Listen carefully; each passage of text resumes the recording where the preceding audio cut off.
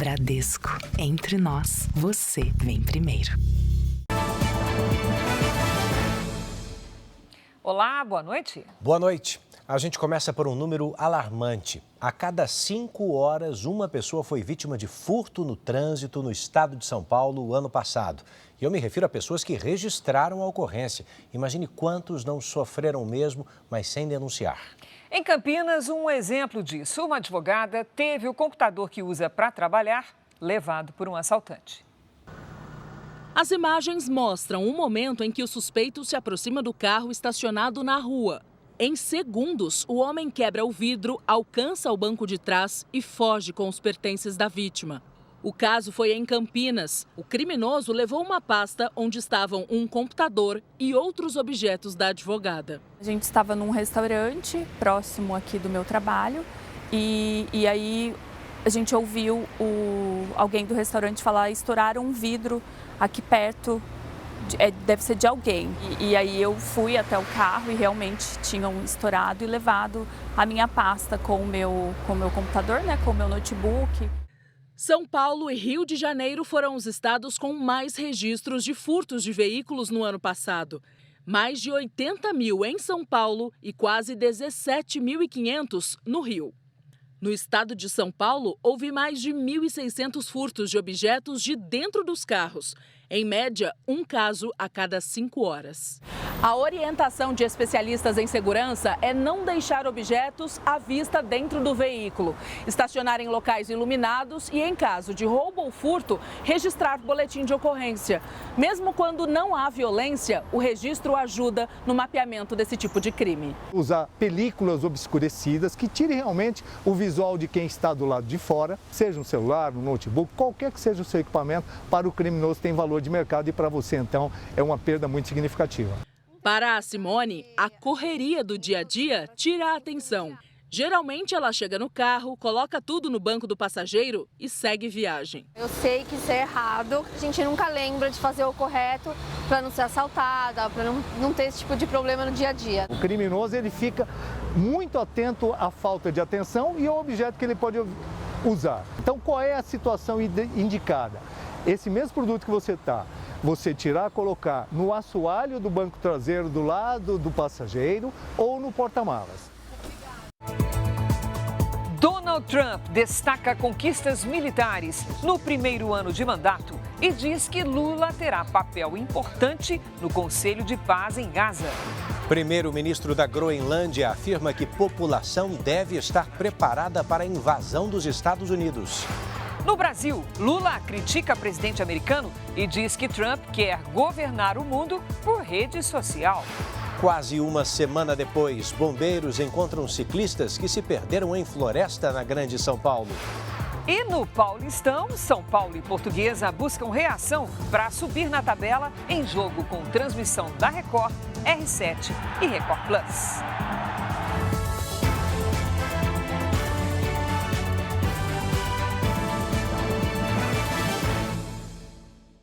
Oferecimento Bradesco e Agro. Isso que é dupla raiz.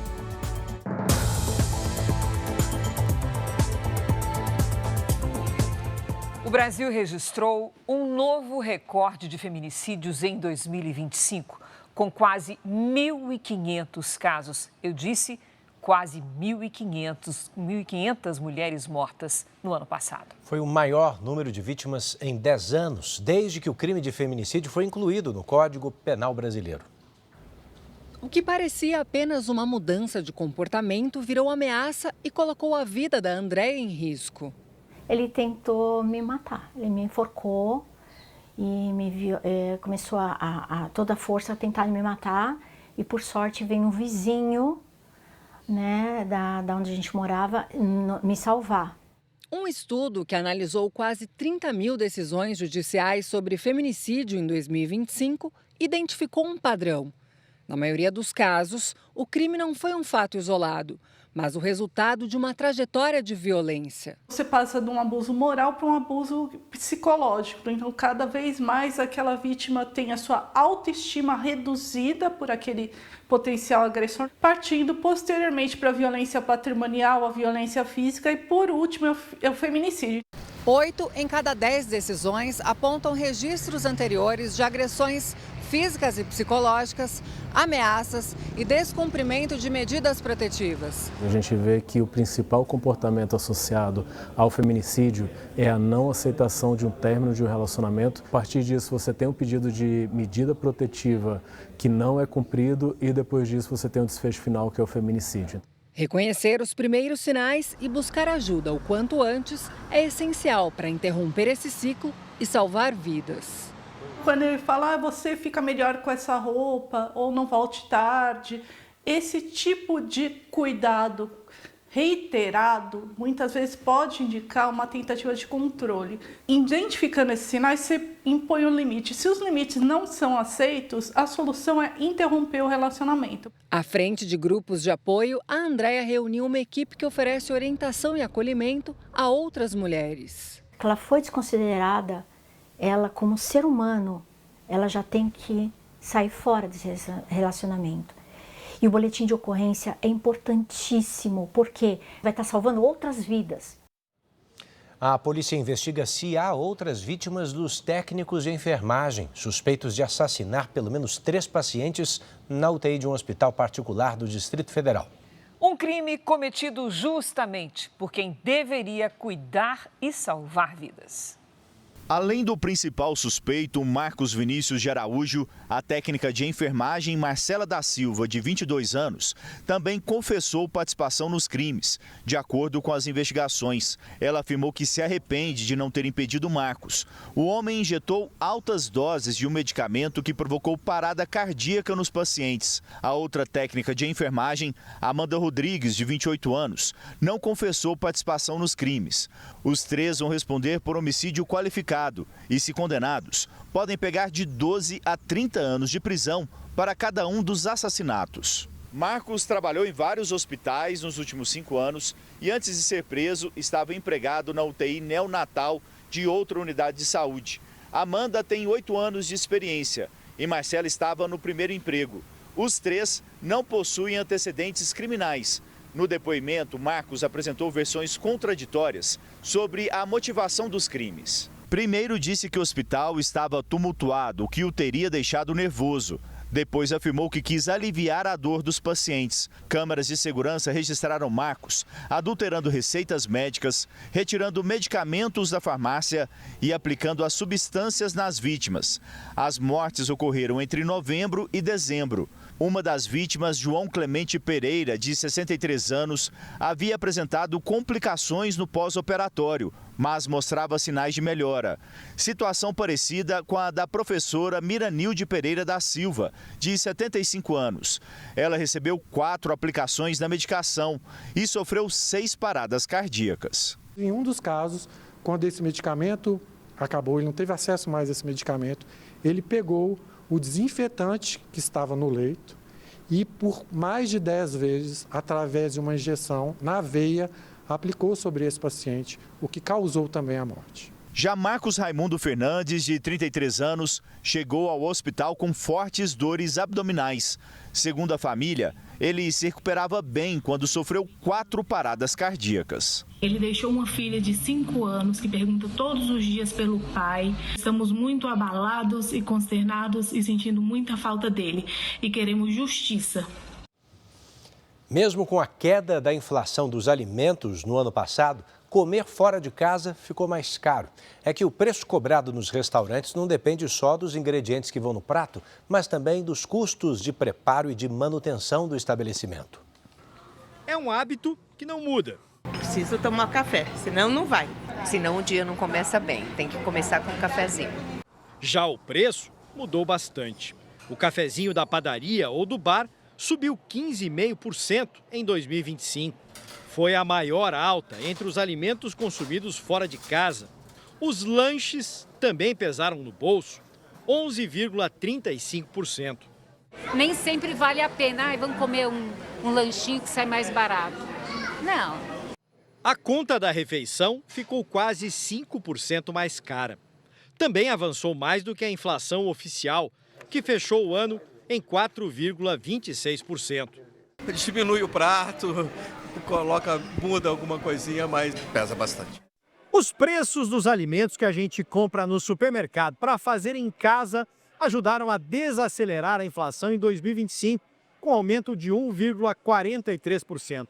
Já a comida servida em restaurantes, lanchonetes e padarias subiu muito mais, quase 7%. Foi a maior alta da alimentação fora do domicílio desde 2022.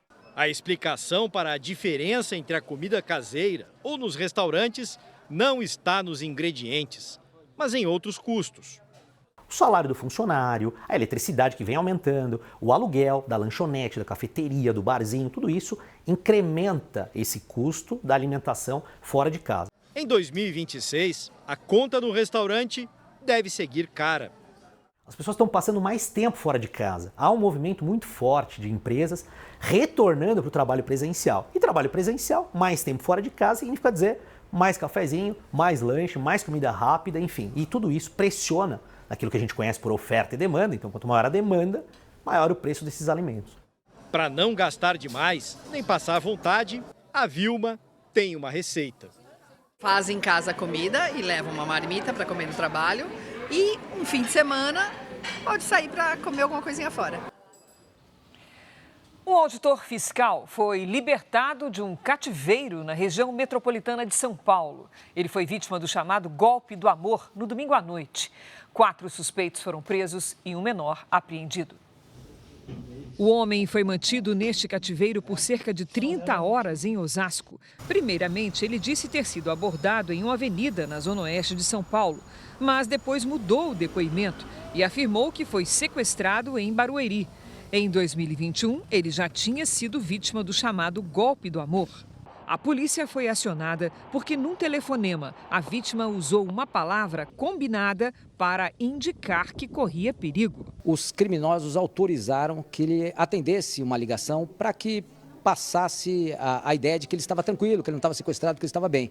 E nesse momento ele conseguiu transmitir uma palavra para o companheiro dele e essa palavra indicou que eles de fato estavam em risco.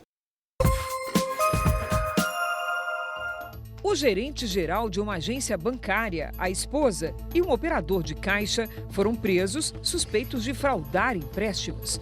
Segundo a investigação, o grupo usava dados de clientes sem autorização para fazer as transações.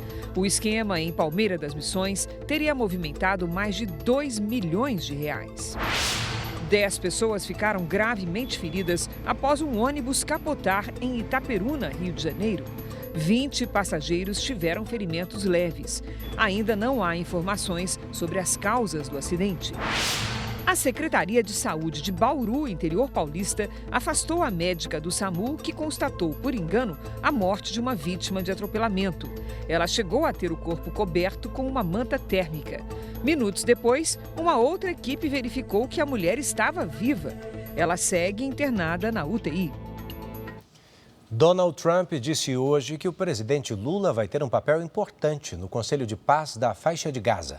Na Casa Branca, o presidente americano fez o primeiro balanço do primeiro ano no segundo mandato.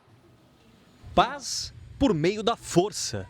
O mantra que norteou o governo de Donald Trump no último ano ganhou ainda mais protagonismo neste segundo mandato.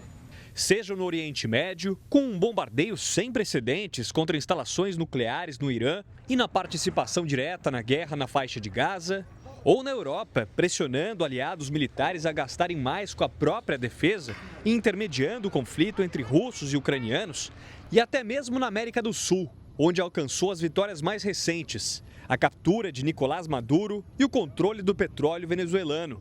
Por trás das ações, um objetivo comum: reduzir a influência das economias rivais no mundo, principalmente a China.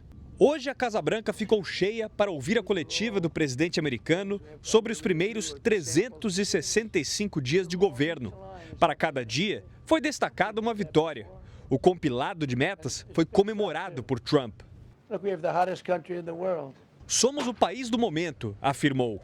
As conquistas militares foram escolhidas por Trump como as principais do primeiro ano. E agora já mira outras. Sobre comprar a Groenlândia, o presidente respondeu que veremos até onde ele pode ir e não descartou novas táticas caso a Suprema Corte derrube as tarifas impostas a outros países. Foi por meio das sobretaxas que Trump encontrou a arma mais eficaz de pressão. A gente não imaginava que ele ia usar as tarifas, né, de uma forma tão profunda, mexendo com a geopolítica ou a geoeconomia do mundo todo. Ou seja, ele teve uma disputa com a China, com o Brasil, com a Europa, né? Então, de fato, isso foi uma surpresa. O Brasil esteve entre os países mais afetados pela política tarifária americana. Em determinado momento, produtos brasileiros chegaram a ser taxados em até 50% ao entrar aqui nos Estados Unidos. Mas após encontros entre os presidentes Lula e Trump, parte das alíquotas foi retirada. Na coletiva, Trump voltou a dizer que gosta do presidente brasileiro e afirmou que ele terá um papel importante no Conselho de Paz que vai administrar a faixa de Gaza. Trump ainda declarou ser um fã do potencial da ONU, mas criticou o fato de as Nações Unidas não terem encerrado nenhum conflito. Nunca sequer pensei em recorrer a eles, disse.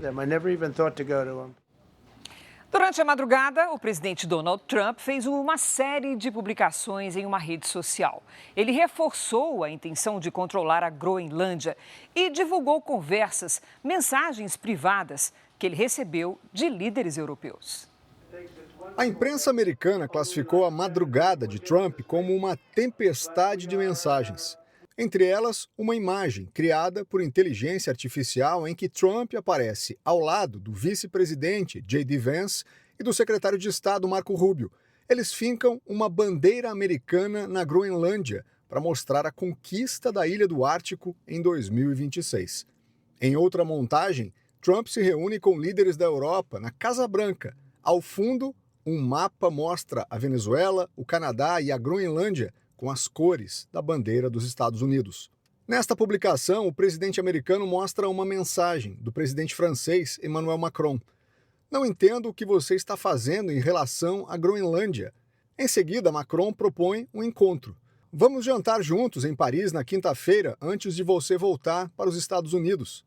Trump também publicou uma mensagem do secretário-geral da OTAN, Mark Rutte. Estou empenhado em encontrar uma solução para a questão da Groenlândia. Mal posso esperar para te ver, escreveu Rutte. O Tratado do Atlântico Norte é a aliança militar liderada pelos Estados Unidos. A tensão entre a Europa e o governo americano coloca em risco o acordo de defesa entre os países. Em outra mensagem publicada hoje à tarde, Trump disse que nenhum outro presidente fez mais pela OTAN do que ele e que, se não tivesse aparecido, não haveria OTAN agora. O presidente ainda criticou o Reino Unido, que abriu mão do controle de um arquipélago no Oceano Índico. As Ilhas Chagos agora ficam sob controle das Ilhas Maurício. A região possui uma base conjunta do Reino Unido e dos Estados Unidos.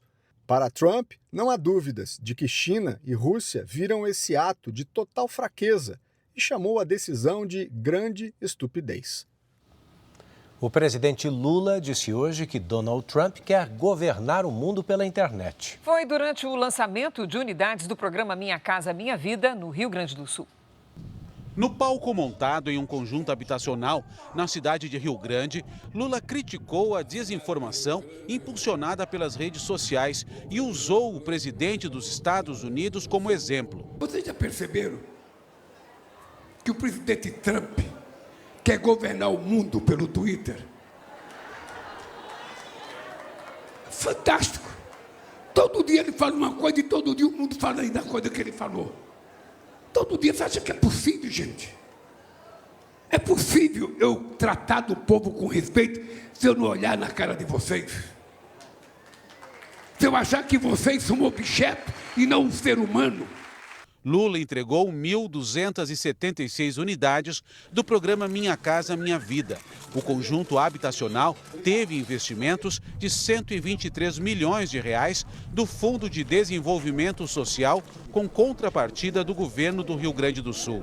Minha Casa Minha Vida está chegando a 9 milhões de habitações entregues. e até o final do seu terceiro mandato nós vamos chegar a cerca de 10 milhões de famílias brasileiras que realizaram o sonho da casa própria. Lula anunciou ainda a liberação de 24 bilhões de reais em investimentos no complexo portuário de Rio Grande. Ele também participou da assinatura para a construção de 5 navios e embarcações de transporte de gás liquefeito para a Transpetro, subsidiária da Petrobras. O projeto deve gerar cerca de 1.500 novos empregos diretos até março. O governador Eduardo Leite foi vaiado ao tentar discursar. Pessoal, este é o amor que venceu o medo? Não, né? Então vamos respeitar. Vamos respeitar, por favor. Durante o Fórum Econômico Mundial em Davos, na Suíça, o presidente francês Emmanuel Macron disse que a Europa não se curvará a Trump. Macron, que usava óculos escuros por causa de um problema ocular, falou poucas horas depois de Trump divulgar uma mensagem particular entre os dois. O presidente francês disse que não é o momento para imperialismos e colonialismos e que a Europa não se curvará às vontades do americano. Não devemos recuar e não devemos ceder à lei do mais forte, nem a táticas de intimidação, afirmou. Trump chega amanhã a Davos para o Fórum Econômico e não deve se encontrar com Macron. Hoje, autoridades americanas se reuniram com enviados do presidente russo Vladimir Putin. Em um painel, o secretário do Tesouro americano, Scott Bessent, alertou os países europeus a não retaliarem os Estados Unidos por causa da intenção de Trump de assumir o controle da Groenlândia. E destacou que o uso de tarifas tem sido uma forma eficaz de levar países à mesa de negociação em temas estratégicos. A União Europeia prometeu uma resposta firme ao presidente Donald Trump. Líderes do bloco se manifestaram depois do anúncio de tarifas contra países que se opõem à intenção americana de assumir o controle da Groenlândia.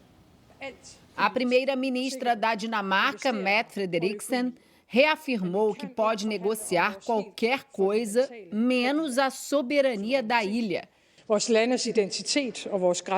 A Groenlândia é um território autônomo controlado pela Dinamarca. O primeiro-ministro da Groenlândia, Jens Frederik Nielsen, disse que as pessoas precisam estar preparadas e que um ataque não está descartado.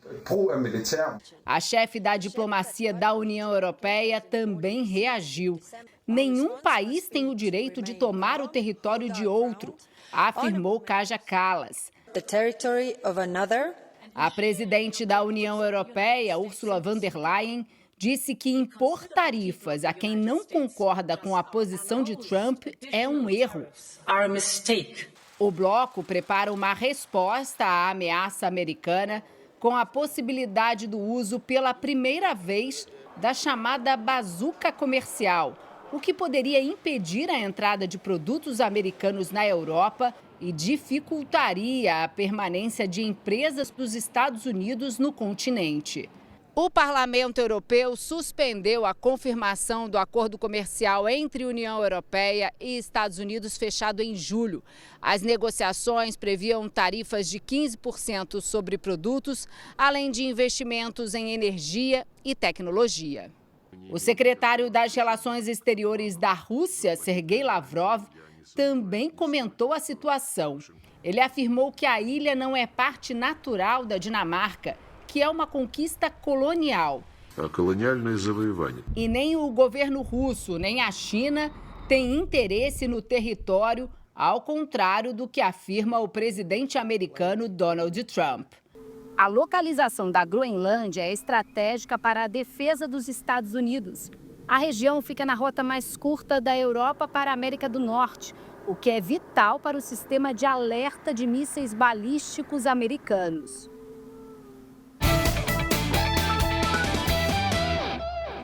Amanhã tem Campeonato Paulista na tela da Record, R7 Record Plus, São Paulo e Portuguesa, a partir das 7 da noite. Já na quinta-feira tem o clássico entre Santos e Corinthians no mesmo horário. Vamos conversar com Bruno Lohans?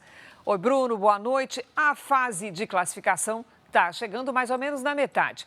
Vai começar a hora da definição, competição esquentando. Todo mundo tem que ficar muito ligado. Boa noite, Cris. Boa noite, Edu. Boa noite para você que acompanha o JR. Na primeira fase do Paulistão, os clubes disputam 8 jogos. E chegamos agora à 4ª rodada, metade. Quem quiser se classificar vai precisar de muita regularidade.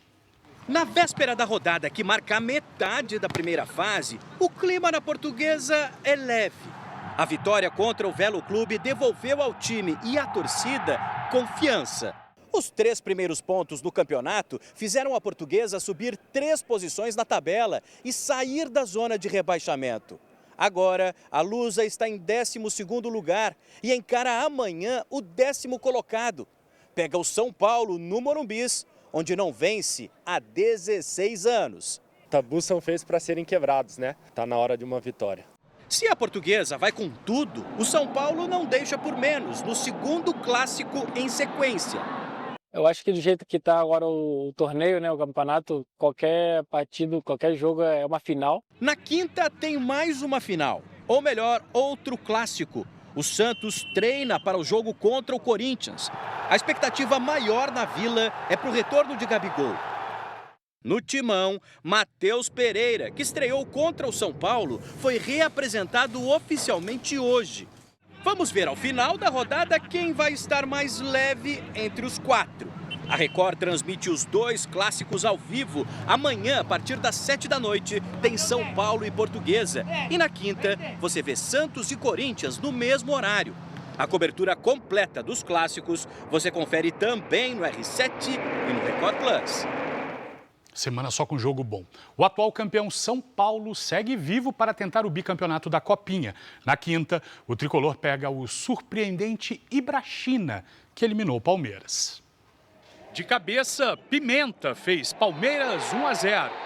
No segundo tempo, Pirituba acertou um chute bonito e empatou.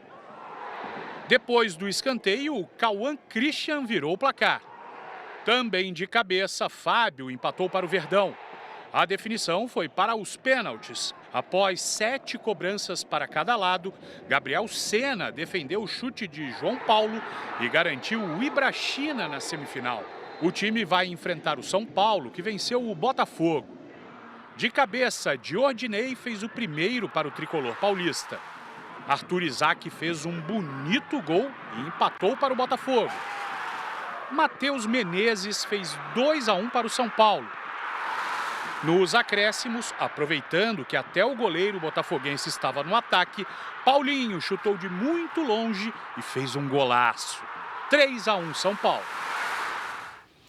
Um mês após anunciar o argentino Martín Anselmi, o Botafogo finalmente apresentou o novo técnico. Anselmi passou por times como o Independiente del Valle, do Equador, Cruz Azul, do México e Porto, de Portugal. O Botafogo apostou no jovem argentino de 40 anos para substituir David Ancelotti, filho do atual técnico da seleção brasileira, Carlo Ancelotti, que foi demitido no final do ano passado. Anselmi chegou dizendo que o Botafogo vai voltar a disputar títulos. Nós queremos competir para ganhar, mas nosso objetivo é ser competitivo e ser melhores cada dia. Fico por aqui, Cris, Edu. Obrigada, Bruno. A gente já está voltando com um resgate emocionante de 2 ciclistas que estavam desaparecidos há 6 dias numa área de mata em São Paulo.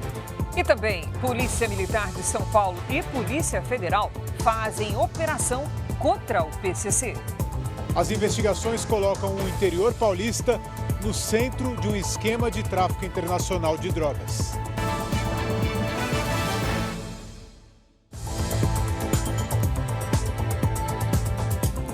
Estamos de volta para você saber que a Polícia Federal investiga uma rota de tráfico internacional de drogas controlada pelo PCC. Bolivianos eram obrigados a engolir cápsulas de cocaína para trazer a droga ao Brasil. O principal investigado foi preso no interior de São Paulo. Foi com a ajuda de um cão farejador que os agentes encontraram este fundo falso dentro do armário num banheiro. No esconderijo, R$45 mil em dinheiro.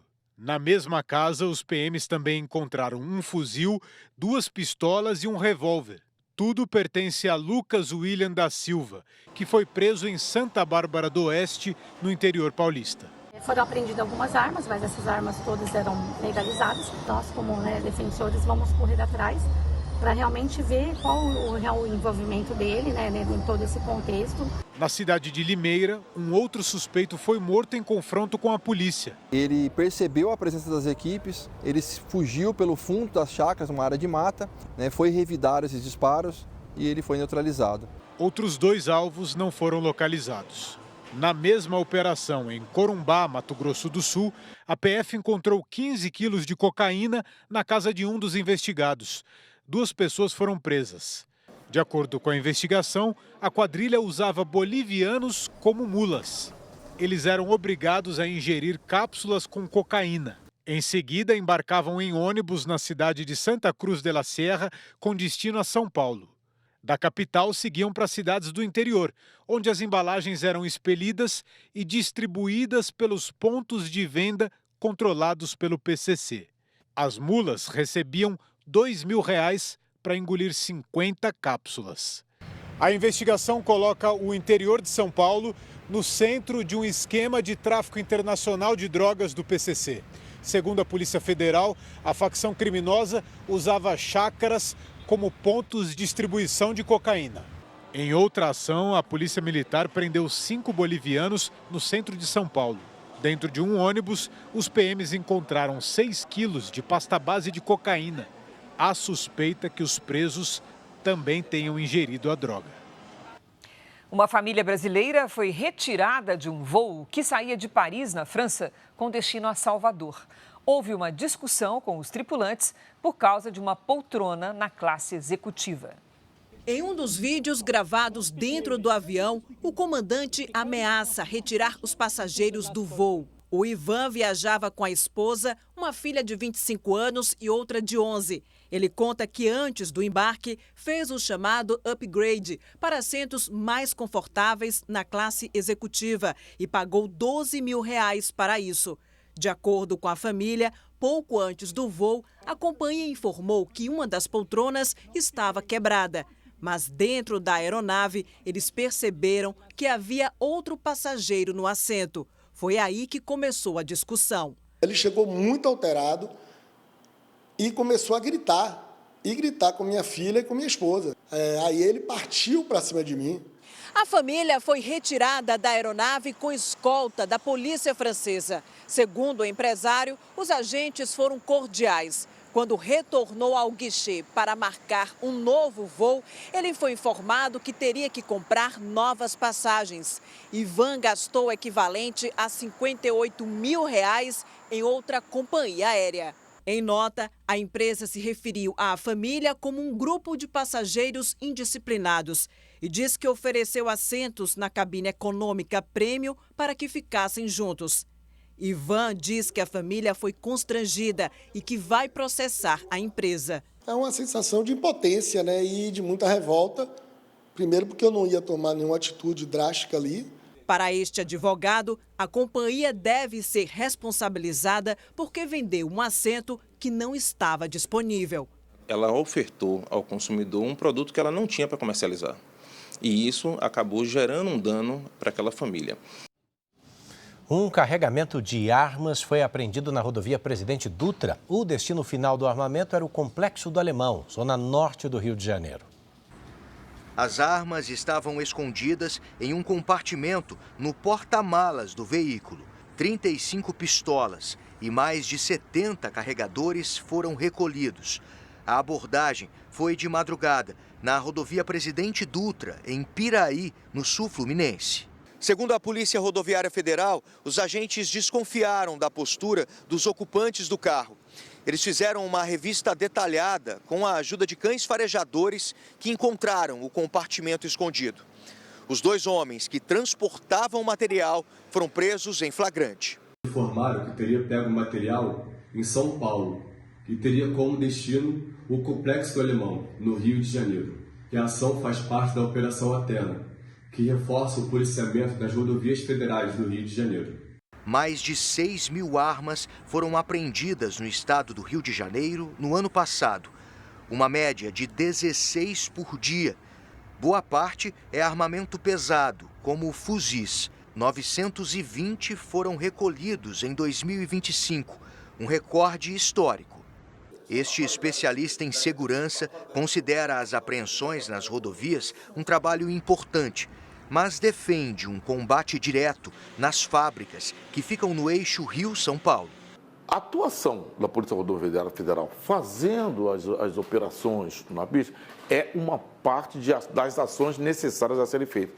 Mas há que se pensar o seguinte, o principal combate está nas fábricas, que aí você desbarata, você quebra a cadeia do negócio.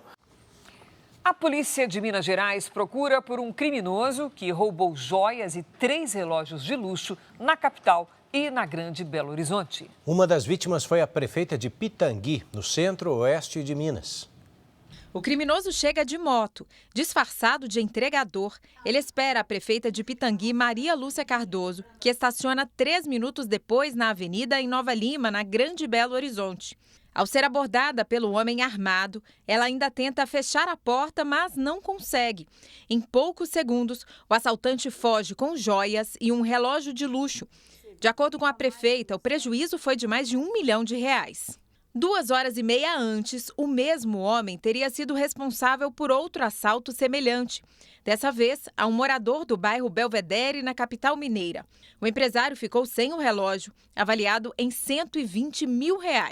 Depois da divulgação das imagens dos assaltos, uma terceira vítima, que também teve o relógio levado um dia antes, foi à delegacia. A polícia acredita que os alvos tenham sido observados e escolhidos com antecedência em restaurantes e centros comerciais da região. De acordo com os dados da Secretaria de Segurança Pública de Minas Gerais, no ano passado foram registrados mais de 5 mil roubos em Belo Horizonte e Nova Lima. 2.300 foram à mão armada. A polícia ainda tenta localizar o autor dos crimes mostrados na reportagem. Agora a gente está tentando encontrar outras imagens para tentar chegar na identidade dessa pessoa.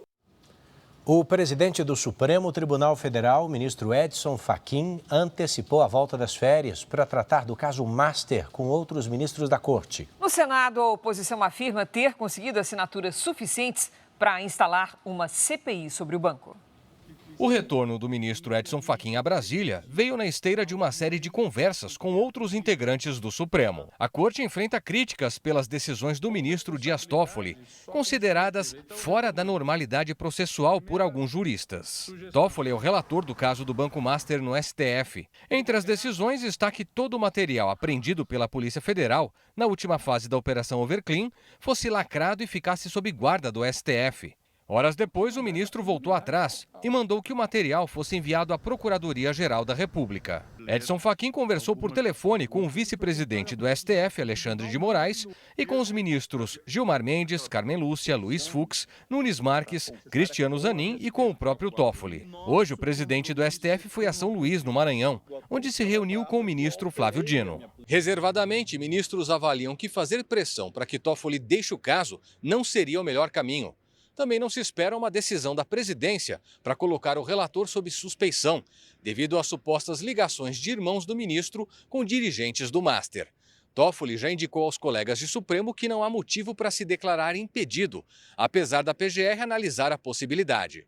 Diante do quadro, ganha força a proposta de criação de um código de conduta para os ministros de tribunais superiores, o que Fachin já vinha defendendo. A medida poderia reduzir a temperatura no caso e evitar futuros problemas, avaliam alguns ministros. Senadores de oposição afirmam ter conseguido assinaturas para criar uma CPI para investigar o caso. Os parlamentares da Comissão de Assuntos Econômicos do Senado querem acesso aos documentos sigilosos que integram o processo do Banco Master no Supremo. Segundo a PF, as fraudes pela emissão de títulos de crédito sem lastro podem chegar a 18 bilhões de reais. O Tribunal Superior Eleitoral propôs mudanças nas regras para prestação de contas, pesquisas e crimes eleitorais. Entre elas, a permissão do impulsionamento de publicações em redes sociais e a necessidade de comprovação de que um perfil é falso para que o conteúdo seja retirado do ar. São propostas que ainda vão passar por debates e audiências públicas até a aprovação. Uma das sugestões do TSE é sobre o impulsionamento de propaganda eleitoral. Partidos ou candidatos podem pagar para aumentar o alcance de publicações nas redes sociais, com críticas a adversários. Mas o conteúdo deve deixar claro que se trata de publicidade. Uma das críticas ao impulsionamento é a possibilidade de se propagar notícias falsas. Outra mudança prevê que não caracteriza propaganda eleitoral antecipada negativa a crítica ao desempenho da administração pública, ainda que ocorra a contratação de impulsionamento, desde que ausentes elementos relacionados à disputa eleitoral. É praticamente o retorno do financiamento privado de campanhas. E o pior, sem qualquer prestação de contas, qualquer cidadão comum pode impulsionar, falar mal de uma gestão e, com isso, proporcionar vantagens eleitorais vigorosas para o candidato da oposição. Hoje, as plataformas digitais são responsabilizadas por informações falsas quando se tratar de publicações que ataquem o sistema eletrônico de votação e ou promovam atos antidemocráticos. Outra mudança proposta estabelece que a remoção de perfis somente deve ser aplicada quando se tratar de usuário comprovadamente falso, relacionado à pessoa que sequer existe fora do mundo virtual, perfil automatizado ou robô. O TSE não fez novas propostas sobre o uso da inteligência artificial. Por enquanto, ficam mantidas as regras de 2024. Mas até o dia 30 de janeiro, o tribunal vai receber sugestões de pessoas, partidos ou associações. Também serão feitas audiências públicas entre os dias 3 e 5 de fevereiro. As regras de 2026 têm que ser aprovadas até 5 de março. O presidente da Ucrânia confirmou que foi convidado para integrar o Conselho de Paz em Gaza, mas que não consegue se imaginar ao lado da Rússia, com quem trava uma guerra há quase 4 anos.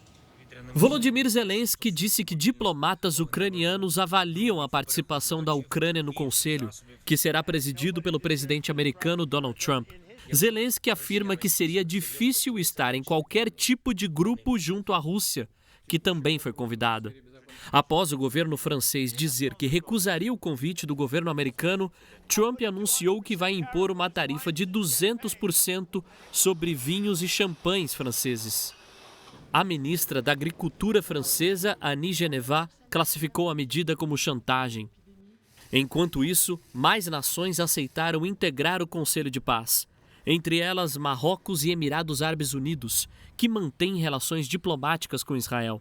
O presidente Lula, que também recebeu o convite, encarregou o chanceler brasileiro Mauro Vieira de responder questões relacionadas ao grupo para definir uma resposta quanto à participação no Conselho.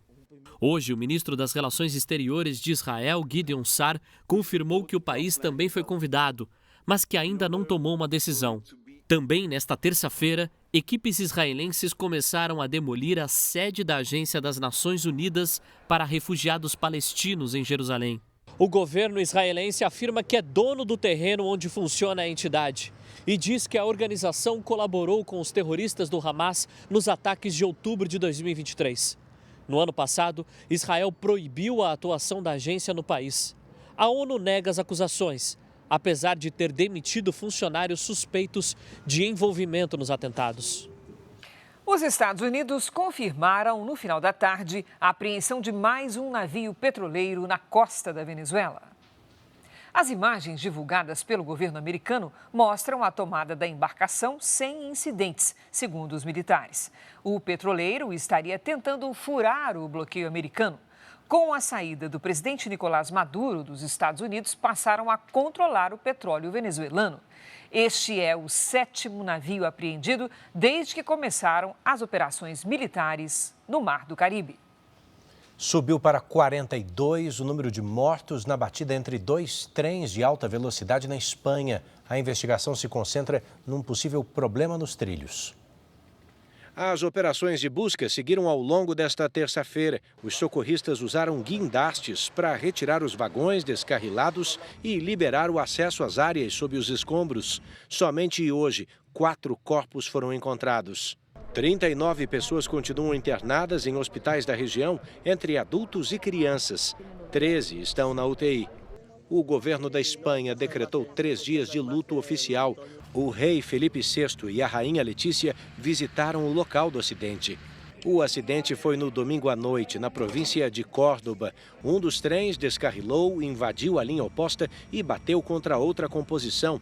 Peritos identificaram uma junta quebrada nos trilhos, que é analisada como possível causa da tragédia. O governo britânico aprovou o projeto de uma mega embaixada da China no centro de Londres, apesar dos alertas de espionagem. Pequim comprou o terreno pelo equivalente a mais de 1 bilhão e 800 milhões de reais. O complexo terá 55 mil metros quadrados. A aprovação tenta equilibrar a segurança nacional com a aproximação diplomática. O anúncio ocorre às vésperas da visita do primeiro-ministro Keir Starmer a Pequim. Pelo menos 37 pessoas foram presas numa operação contra neonazistas em Portugal. Entre eles, suspeitos de atacar brasileiros também. Um dos grupos era comandado de dentro de uma prisão no país. A polícia investiga se os integrantes tinham conexões com redes extremistas no exterior. O Instituto Nacional de Meteorologia colocou 4 estados em risco vermelho para chuvas intensas até amanhã. Olha, em Goiás, uma mulher ficou presa no carro no meio do alagamento com um bebê. Joiciele estava a caminho do trabalho quando foi surpreendida pela enchente. A água já começou a me levar. Olha aqui, minha filha aqui atrás. Nas primeiras horas do dia, choveu em Goiânia cerca de 1/3 do esperado para todo o mês de janeiro. A traseira dele sobe, né? E aí a água começa a levar. E aí você não consegue controlar nem volante, nem freio. E inclusive passou outro carro do meu lado, que era um carro bem grande. E aí quando ele passou, que a água subiu, aí que ele foi mesmo, porque deu mais onda, né? A recepcionista seguiu as recomendações das autoridades e esperou até que o socorro chegasse. De acordo com os bombeiros, é importante respeitar os alertas da Defesa Civil e evitar trafegar por regiões com risco de alagamento. Caso o motorista fique preso na enchente, a orientação é verificar o nível da água. Se ultrapassar metade da roda, pare o carro imediatamente. Desligue o motor, acione o freio de mão e ligue o pisca-alerta. É importante abaixar os vidros para facilitar a abertura da porta. Realmente é parar o veículo, não trafegar mais naquela via, porque está oferecendo um grande risco de ser arrastado pela correnteza daquela via e ficar ilhado naquele momento, naquele local específico. Se o carro estiver em pane elétrica e as janelas travadas, use o encosto de cabeça do banco para quebrar o vidro. Se a água subir, saia pela janela e fique no teto do veículo. Jamais pule na correnteza. Pode ter um buraco que está encoberto pela água, pode ser uma via totalmente desnivelada, algum bueiro que está aberta, alguma correnteza que está sendo formada lateralmente àquele veículo. Felizmente, no caso da Joiciele, a situação terminou bem. A água já estava alta, né? Tanto que o pezinho dela, a meinha dela molhou, mas eu fiquei com ela assim. Aí na hora que eles chegaram, aí um bombeiro pegou ela no colo. Graças a Deus. Que susto, hein? E depois dessa onda de calor extremo que a gente teve, agora foi a chuva forte que atingiu o Rio de Janeiro. Duque de Caxias, na Baixada Fluminense, foi a cidade mais afetada no estado. O dia foi de mutirão em Duque de Caxias. Equipes de limpeza trabalharam na desobstrução de bueiros para escoar a água. O município da Baixada Fluminense foi o mais castigado pela chuva forte no Rio de Janeiro. As ruas ficaram inundadas. Durante o temporal, uma cena inusitada. Um jacaré apareceu no meio da rua. Ele foi resgatado por moradores. A enxurrada derrubou o muro de uma unidade de pronto atendimento. Os escombros caíram no pátio. Ninguém se feriu e os atendimentos não foram interrompidos. Essa ONG perdeu alimentos, roupas e móveis. Está tudo cheio d'água aqui, o escritório, a parte do bazar. Em Itaguaí, choveu em 24 horas, 1/3 do esperado para todo mês. Ruas se transformaram em rios e casas foram invadidas pela água. Um lamaçal tomou conta de alguns bairros. A dona de um salão de beleza contava os prejuízos. Móveis, equipamentos, materiais, produtos de cabelo, de unha, secador, prancha, uns R$8.000. Nessa casa, a estratégia foi levantar os móveis para tentar evitar a destruição. O morador conseguiu salvar apenas um dos peixes do pequeno lago no quintal. Tinha para mais de 50 peixes aqui, nesse lago aqui. Bem mais de 50. Aqui em Duque de Caxias, muitas ruas continuam alagadas e a previsão é de mais chuva. 24 cidades do estado entraram no alerta de chuvas intensas do Instituto Nacional de Meteorologia. No Rio, depois da chuva que provocou alagamentos da Zona Norte à Zona Sul, o cenário foi de muitas árvores caídas pela cidade. A Marinha emitiu aviso de ressaca até amanhã à noite. As ondas podem chegar a 2,5 metros de altura. O destaque para esta quarta-feira ainda é a quantidade de chuva pelo Brasil. A Lidiane Sayuri já está conosco para contar quais as regiões estão em alerta. Oi, Lid, boa noite. Oi, Cris. O risco é maior de transtornos entre o Sudeste e o Centro-Oeste. Boa noite a você, Edu, boa noite. E boa noite para você que está com a gente. Além do aguaceiro, tem previsão de muita nebulosidade e ventania. Em Maceió, quarta-feira nublada, com chuva pela manhã, máxima de 31 graus. Na capital paulista, chance de garoa pela manhã. O sol aparece à tarde e as nuvens aumentam à noite, máxima de 21. Em Rio Branco, chove a qualquer hora e faz até 30.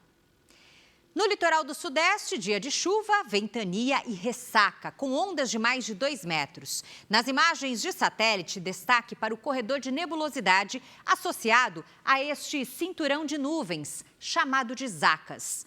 Em Minas Gerais, Goiás, Espírito Santo e Rio de Janeiro, a chuva persistente pode causar alagamentos, transbordamento de rios e deslizamentos. No Nordeste, a forte circulação de ventos mantém as pancadas de chuvas, principalmente no litoral. Já no sul do país, o tempo segue firme. Em Florianópolis e no Rio de Janeiro faz 25 graus à tarde, 23 em Brasília, 28 em Porto Velho e até 30 em Natal. Tempo delivery. O Jorge é de Carira, Sergipe. Oi, Jorge. Nos próximos dias você vai ter períodos nublados, mas ainda sem chuva. As temperaturas não ultrapassam os 33, com manhãs e madrugadas mais fresquinhas. A Gisele é de Japeri, Rio de Janeiro. Boa noite, Gisele. Amanhã tem previsão de pancadas de chuva com raios. Na quinta, mesma condição, com temporais isolados à noite. Os termômetros marcam até 22. Sexta, de chuvas rápidas à tarde e à noite, máxima de 24. Poste seu pedido nas redes sociais com a hashtag você no JR. Cris, Edu. Valeu, Lid. O ministro do Supremo Tribunal Federal, Alexandre de Moraes, suspendeu agora há pouco trechos da lei que regulamentava o serviço de mototáxi na capital paulista. A liminar suspende 3 pontos na regulamentação aprovada pela Câmara de Vereadores e sancionada pelo prefeito. O primeiro é o credenciamento obrigatório. O segundo, a necessidade dos veículos terem a placa vermelha.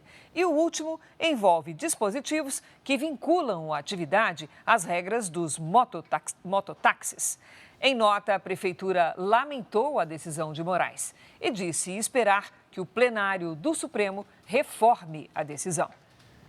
A advogada que teve 60% do corpo queimado ao salvar a família de um incêndio no Paraná, enfim, recebeu alta. Ela ficou 3 meses hospitalizada. Juliane Vieira, de 29 anos, estava internada no hospital de Londrina desde outubro do ano passado. Ela sofreu queimaduras graves ao resgatar a mãe e o primo, de 4 anos, durante um incêndio no apartamento em que moravam em Cascavel. Juliane chegou a ficar pendurada do lado de fora do prédio, no suporte de um ar-condicionado. A Polícia Civil concluiu que o incêndio foi acidental e que teve início na cozinha do imóvel. A mãe e o primo de Juliane também se recuperaram e já receberam alta. Agora a advogada segue em recuperação em casa. E as buscas por 2 crianças no interior do Maranhão entraram no 17º dia. O acesso à área passou a ser restrito. Marinha, Exército e as forças de segurança do Maranhão seguem na procura por Ágata Isabelle, de 6 anos, e Alan Micael, de 4, desaparecidos desde 4 de janeiro, em Bacabal. As equipes atuam no trecho do rio Mearim, onde cães farejadores indicaram a possível presença das crianças. O acesso à área ficou restrito à força-tarefa, enquanto a Polícia Civil segue com as investigações. Anderson Cauã, de 8 anos, recebeu alta hospitalar nesta terça-feira. Informações dadas pelo menino têm ajudado a direcionar as equipes de resgate. A medida judicial que mandou soltar o motorista que dirigia bêbado e atropelou 3 pessoas, matando uma delas, provocou indignação e levantou questionamentos sobre essa decisão. No velório de Cosme Conceição Borges, de 42 anos, dor e revolta pela liberdade do atropelador. Como se ele não tivesse cometido nenhum crime. Deixou minha filha, eu não sei como vai ser minha vida daqui para frente, né? Peço força para Deus e peço justiça. O marido de Dona Cátia morreu depois de ser atropelado por este veículo em alta velocidade na madrugada da última segunda-feira, na zona leste de São Paulo. Outras 2 pessoas que estavam em frente a um bar também foram atingidas. Uma delas teve uma das pernas amputada. O condutor Jean Henrique Alves foi preso em flagrante, mas solto na audiência de custódia. Ele pagou fiança de R$8.000 e deve responder em liberdade. A defesa dele não foi encontrada. Apesar do motorista ter confessado que bebeu antes do atropelamento, o delegado interpretou o crime como um homicídio culposo, quando não há intenção de matar. Especialistas explicam que, nesse caso, a lei não prevê prisão preventiva. E informalmente reconheceu que havia bebido, dizendo que bebeu pouco. Existe o homicídio culposo, que a gente não está afirmando que ele teve a intenção de praticar aquele crime. Para este advogado criminalista, o Ministério Público pode mudar a interpretação e denunciar o atropelador por homicídio doloso. No momento em que apresenta a denúncia ao Poder Judiciário, isso não é garantia de que o Ministério Público irá seguir a mesma linha do delegado de polícia. O Ministério Público, se entender pertinente, cabível e realmente se o fato assim se revelar, ele pode muito bem denunciar por homicídio doloso e até pedir a prisão preventiva no momento da denúncia. Você acompanhou aqui no Jornal da Record. Foram 6 dias de angústia. Os bombeiros finalmente conseguiram encontrar os 2 amigos ciclistas que estavam desaparecidos em uma área de mata fechada em São Paulo. Eles contaram aos socorristas que sobreviveram se alimentando apenas de palmito e água. As imagens feitas pelo Corpo de Bombeiros mostram o momento em que os ciclistas são encontrados. Giba, somos do Corpo de Bombeiros. Tem comida para vocês, fica tranquilo, somos do Corpo de Bombeiros. Gilberto Alves, de 62 anos, e Carlos Gomes Pereira, de 56, foram localizados conscientes, orientados e sem ferimentos graves. Agora, eles vão passar por avaliação médica. A estratégia adotada durante todos esses dias pelas equipes é varrendo a área, buscando o maior número de trilhas possíveis, que são dezenas, para tentar em algum momento localizar. Não achávamos vestígios dos pneus das bicicletas. Durante o desaparecimento, Gilberto enviou uma mensagem ao cunhado. Nós viemos fazer a trilha aqui, se perdemos. Agora nós estamos descendo o rio, entendeu? Não sei se não vamos chegar hoje, não. O áudio ajudou os bombeiros a traçarem a principal linha de busca. Como a última informação foi de que ele estava no rio, em algum rio, né? Nós decidimos que a gente ia descer esse rio até o litoral para ver se localizava eles. Os 2 amigos haviam entrado na estrada do Jacuba com destino à trilha da Pedra Lisa, na Serra do Mar. O objetivo era chegar até a Cachoeira da Salete, só que a dupla não tinha experiência nesse tipo de aventura.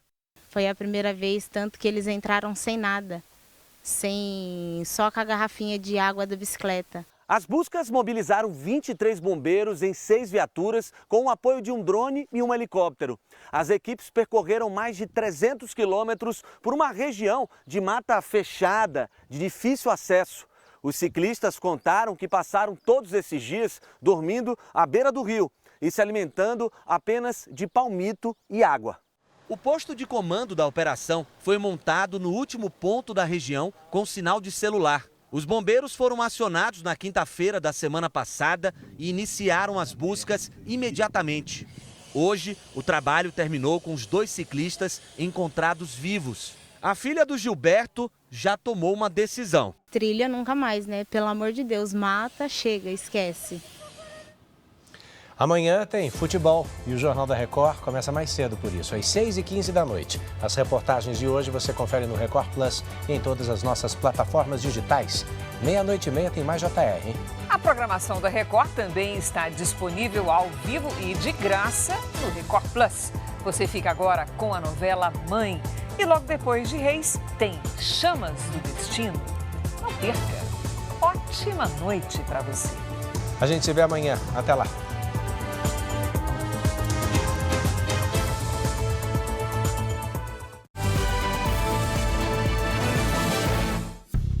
Bradesco. Entre nós, você vem primeiro.